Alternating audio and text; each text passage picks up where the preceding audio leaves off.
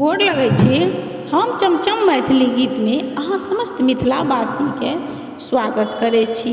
अहाँ सभक सामने आइ हम जितिया व्रत कहिया छी आइ हम से लऽ कऽ एलहुँ हँ। तऽ जितिया अहाँ सभके 23 सितम्बरके नहायल खायल जाइए।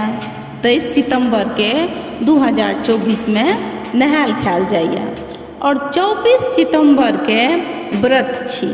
24 सितम्बरके 2024 में व्रत छी और व्रत एहि बेर लेटके शुरू हैत और खत्मो हैत लेटेके। तऽ 25 सितम्बरके झुमनी फूल देखके साँझमे पारण हैत। 25 सितम्बरके झुमनी फूल देखके साँझमे पारण अछि। आ ओठगन सेहो लिखैए, कारण जे अष्टमी लेटके पड़ि रहल यऽ ताहि दुआरे से एहि बेर ओठगन सेहो लिखैए। तऽ ओठगन सेहो करब और तेल खैर जे चढ़त तऽ सेहो लेटेके चढ़त। व्रत लेटेके शुरू हैत, तेलो खैर लेटेके चढ़त।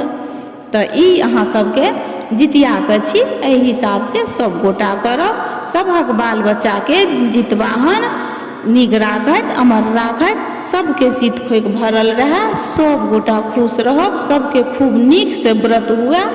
और एहि बेर मंगलके व्रत शुरू होइए, ताहि दुआरे जे केओ नहि करैत हैब से एहि बेर ठानि सकै छी। शनि मंगलके ठानल जाइए, शुरू कयल जाइए।